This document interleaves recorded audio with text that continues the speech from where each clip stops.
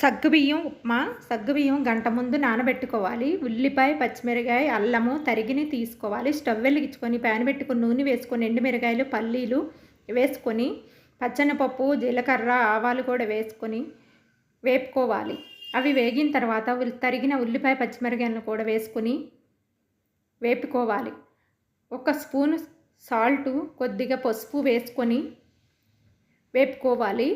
నానబెట్టుకున్న సగ్గుబియ్యాన్ని కూడా వేసి వేపుకోవాలి. కారము మీ ఆప్షన్ అండి, వేసుకుంటే వేసుకోవచ్చు. నేను కొద్దిగా కారము వేసాను, హాఫ్ స్పూను. కొద్దిగా వాటర్ పోసుకొని ఉడికించుకోవాలి. సగ్గుబియ్యం ఉప్మా రెడీ అయిందండి. ఈ వీడియో నచ్చితే